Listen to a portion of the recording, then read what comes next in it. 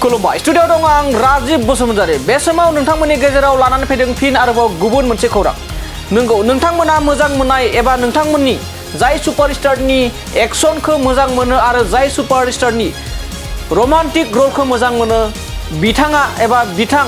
आल्लु अर्जुना बे समाव खैफोदाव दङ नंगौ बे समाव नोंथांमोना मिथिगौदि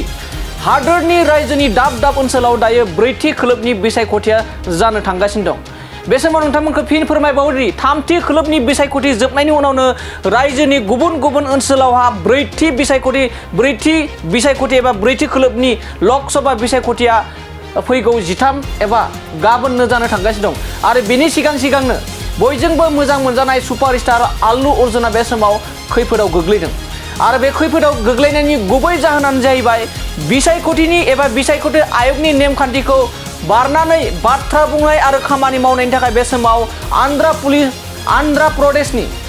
प्रदेशनि पुलिस बिफाना आल्लु अर्जुननि सायाव एफआईआर थिसनबाय मानो होनना बुङोब्ला आन्ध्र प्रदेशआव ब्रैथि खोलोबनि बिसायख'थिया फैगौ 13 मे खालारनिफ्राय जानो थांगासिनो दं एबा मानो होनना बुङोब्ला फैगौ 13 मे खालाराव आन्ध्र प्रदेशनि ब्रैथि खोलोब लकसभा बिसायख'थिया जागोन आरो बिनि सिगां एबा 48 घन्टानि सिगां 144 आयेननि धारा फोसावनाय जादोंमोन एबा सेक्सन 144 फोसावदोंमोन आरो बे सेक्सन 144 खौ मानियालासेनो आल्लु अर्जुन बिथाङा गावनि मोजां मोननाय एबा गावनि बिलोगो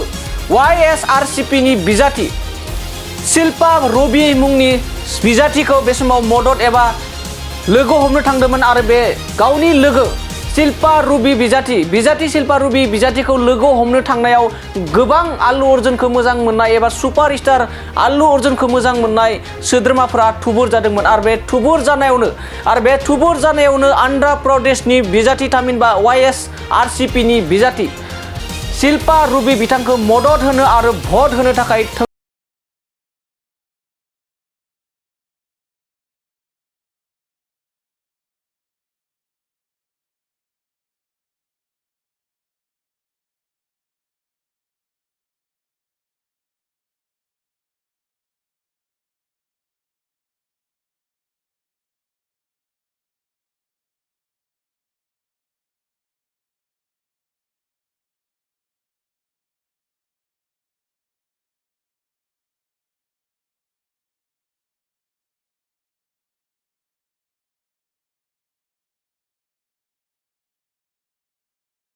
मोनसे खौरां लाना फैदों नोंथांमोननि मोजां मोननाय नोंथांमोना बिथांनि एक्शनखौ नायनानै मोजां मोननाय बिथांनि रमान्टिक रलखौ मोजां मोननाय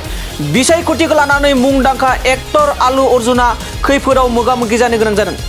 दायो माखासे रायजोआव थामथि खोलोब बिसायख'थिनि उनाव ब्रैथि खोलोब बिसायख'थिया जानो थांगासिनो आरो आन्ध्र प्रदेशआव बिसायख'थिनि थाखाय राजखान्थिनि बारहावाया थाद'नाय गैयै बारगासिनो दं आरो बिसायख'थिखौ नोजोर होनानै बिसायख'थि आय'गा सेक्सन 144 धारा फोसावनाय जादों आरो आल्लु अर्जुना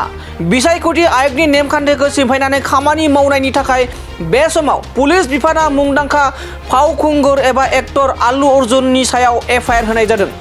आरो मा खालामदोंमोन फावखुंगुर आल्लु अर्जुन बिथाङा जों फोरमायगासिनो बेनि गासै खौरांखौ जाथायखौ मख'नो नांगोनदि बिसायख'थिनि गेजेरावनो खैफोदाव गोग्लैदों सुपारस्टार आल्लु अर्जुन बिथाङा पुलिसआ आल्लु अर्जुननि हेंथायै बे समाव एफआईआर थिसननाय जाबाय 144 आयेननि धाराखौ सिफायदों सुपारस्टार आल्लु अर्जुन बिथाङा मानोना फैगौ 13 मेआव ब्रैथि खोलोबनि लकसभा बिसायख'थिया जानो थांगासिनो दं आरो बेयावनो आन्ध्र प्रदेशनि YSRCP नि बिजाथि शिल्पा रुबीखौ मदद होनाय बाथ्रा बुंदोंमोन सुपारस्टार बिथां पुष्पाराज आल्लु अर्जुन बिथाङा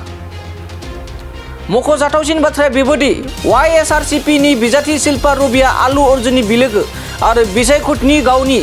बिसायख'थिनि सिगां गावनि लोगो शिल्पा रुबीखौ लोगो हमनो थांनायाव सुपारस्टार आल्लु अर्जुनखौ मोजां मोनग्रा बिथांमोना आल्लु अर्जुनखौ नायनो थुबुर जादोंमोन आरो बे थुबुर जानाय